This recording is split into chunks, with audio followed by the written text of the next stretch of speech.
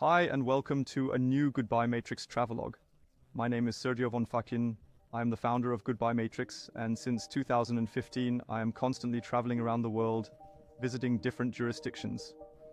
With my travel reports, I want to give you an impression of what it's like in other countries if you want to emigrate there, what the lifestyle is like as a perpetual traveler, what you can experience. This time I would like to take you to Russia. This may come as a surprise to you because most people might think, I don't really want to travel to Russia right now, I'm scared of it.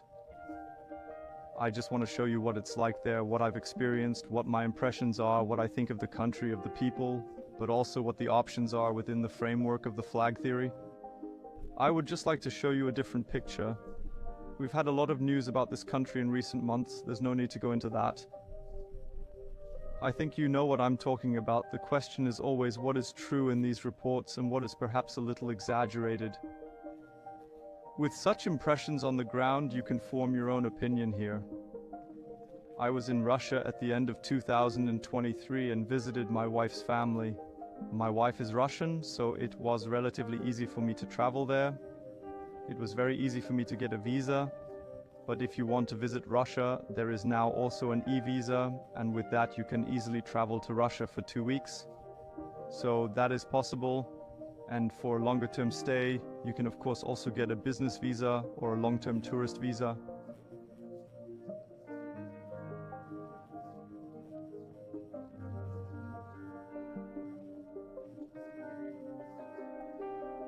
You can see Ekaterinburg in the pictures. That was the first city we visited because my wife's family is from Ekaterinburg. What impresses me in many countries are always the temples and churches. If you've already watched my other travel reports, then you know that by now, I think. There are some very beautiful Orthodox churches in Russia. You can see the Raiffeisenbank here, which may come as a surprise to some people. The Austrian Raiffeisenbank also has branches in Russia. And of course, I didn't miss the opportunity to open an account there. I think an account in Russia could be interesting from various points of view. On the one hand, you need some way to be able to pay when you are in Russia. Visa and MasterCard are currently blocked. Union Pay might work here and there, but usually it doesn't. This means that you can only use the MIR system. This is the local system used by Russian banks. So you either use cash locally or have a bank account to pay. What I did, I took a lot of cash with me to Russia. It's very easy to exchange it locally. I would recommend taking the euro because the US dollar is more heavily sanctioned and you generally get worse exchange rates. I got very good exchange rates for the euro. You can easily exchange your money at the exchange office there, and then simply deposit the cash into your account. Opening an account was also very easy. So much for that. And then of course the fact is that Russia has been very much sealed off by the sanctions in recent years. I could well imagine that this is positive for the financial system in terms of the fact that if there is a bank crash or something like that in the West, if there are further bank collapses, it might be interesting to have an account in a financial system that has hardly any links to the Western banking system. That is the case in Russia. In my opinion, the Russian system now stands almost on its own, so it is an interesting flag for asset protection. In the long term, the ruble is more of a soft currency. It is a bit problematic to hold the ruble in the long term. I would be careful with that. But when it neutralizes a bit with all the sanctions, it could be interesting again to buy Russian shares locally with a brokerage account. Unfortunately, it's not possible at the moment if you're not Russian. As a foreigner, it is very difficult if you hail from the unfriendly states. I tried it, but unfortunately it didn't work. You've already seen a lot of things here in the meantime. You've gotten a lot of impressions. This is the Leaning Tower of Neviansk.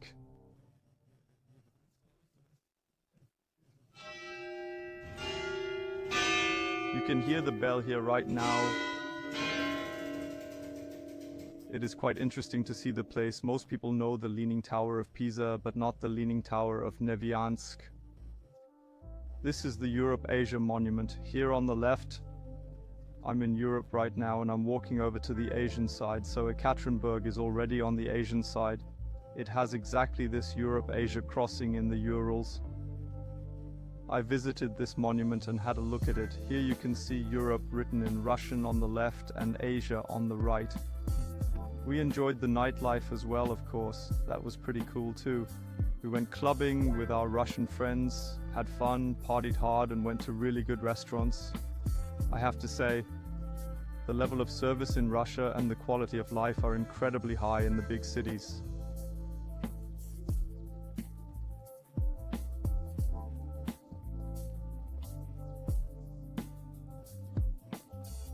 However, I don't know how the current situation in the small towns and villages is. There's a lot of poverty there, of course, and it's probably not as good there. Here you can see a sushi restaurant. We ate black and red caviar, of course, which you can't miss when you're in Russia. The food is really of a high quality. It is also quite cheap. There are wonderful restaurants and the quality of service is very high in many areas. If you're looking for a dentist and want to get your teeth done, Russia has some of the best options in the world in terms of price, quality, and service. The same applies to everything to do with cosmetic surgery and so on. The Russians are also very far ahead here. In general, Russia is very good in terms of health, food, quality of life, very interesting and always very affordable. Ekaterinburg is of course also known for its theater and ballet. Here are a few impressions of a ballet we attended. Culture is of course a must when visiting a country, and for me, Russia is culturally very close to Central Europe.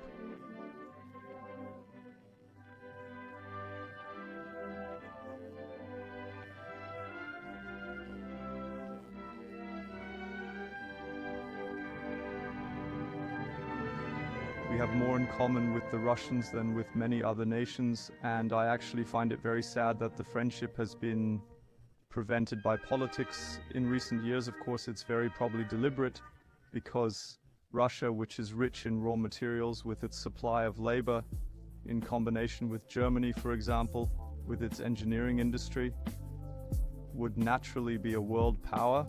Of course, the USA clearly wants to prevent this. Of course, you have to consider the interests involved. Here you can see the Hilton Moscow-Leningradsky, where I stayed during my visit to Moscow. It's a 5-star hotel. It was a fantastic experience, and I found the service there to be excellent.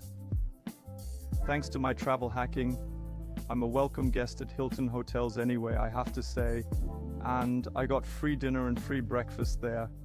It was simply a dream, and I felt very comfortable there. If you are traveling to Russia and visiting Moscow, I can definitely recommend the Hilton Moscow-Leningradsky. Here you can see the restaurant where we had dinner, free of charge, as I said.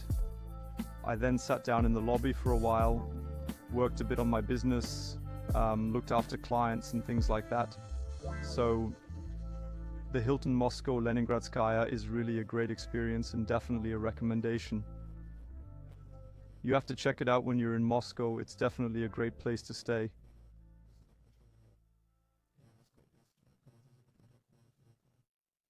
Here are a few impressions of some of the Seven Sisters buildings and of Red Square in the city center.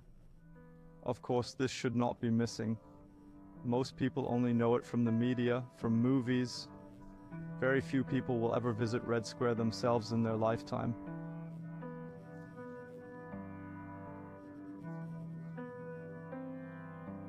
I felt very comfortable in Russia, also in Moscow, a very interesting metropolis. Very lively, very friendly people. It was of course very cold. At the time I was there, it was already -8 degrees. You have to remember that when you go to Russia, the climate there is sometimes a bit different, a bit colder. But you see, everything is lit up, whereas in Europe they talk about the need to save electricity or whatever. Here everything is lit up and everything shines in all its glory. Here we have the subway. This is what the subway looks like in Moscow. It's unbelievably beautiful what they built there in the days of the Soviet Union.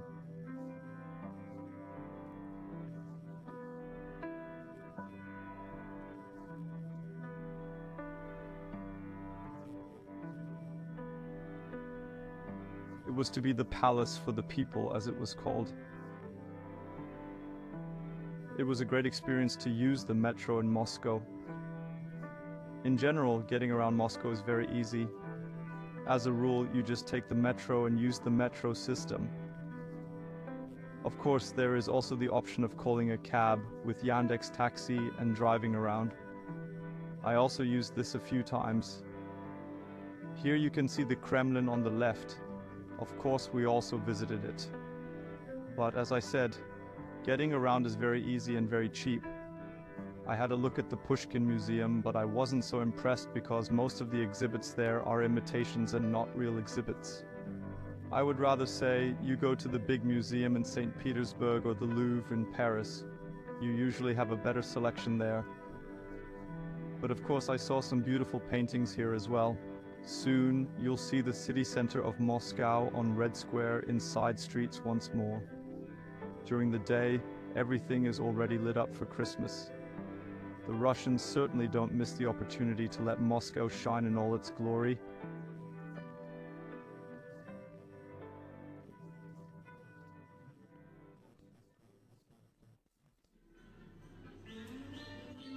And here is a supermarket, a delicatessen, you could say, a high-end supermarket. You can find everything there.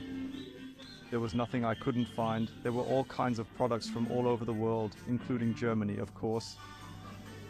Many people wrote to me before the trip saying, I've heard that people in Russia probably don't have anything to eat anymore because of the sanctions.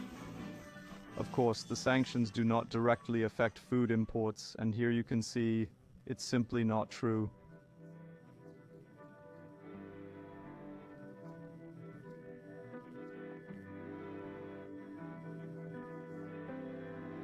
I would recommend to anyone before thinking badly about Russia or having prejudices about the country in general.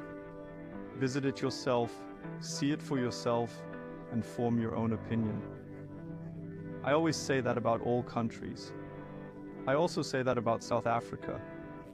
A lot of people wouldn't go there because they're so scared about security and so on. Sure, the country has problems, every country has problems, and you have to be careful, but in the end, if you're a bit open to other cultures, to other countries, then you realize that other countries are also very good. And especially Russia, I have to say, because the quality of life and the quality of service and what you have to pay for it is almost unbeatable.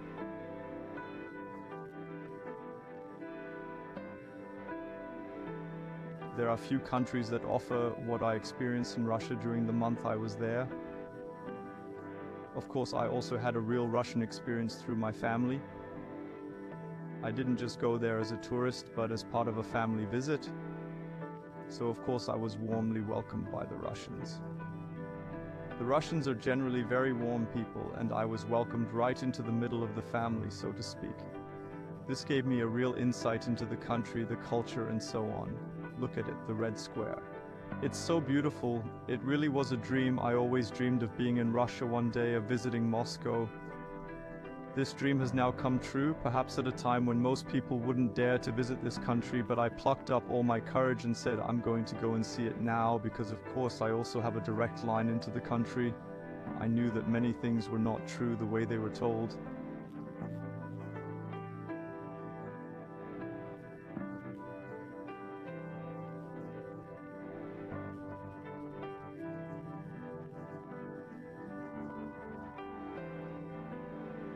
Of course, this is being deliberately hyped up. It's safe in most parts of Russia. Here you can see the Tsar cannon. I also thought to myself that it was a masterpiece. How and for what purpose people cast it back then, unimaginable.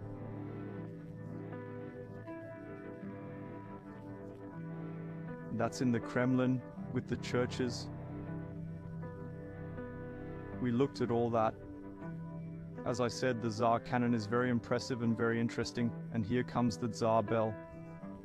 Look at how huge it is. It makes you wonder, how was it cast? Why was it cast? If you do a bit of research on bells in general, you'll find lots of pictures of big bells from the past. Where did all these bells go and why were they all melted down? That's another very exciting topic. You can also think a little further ahead and a little outside the mainstream.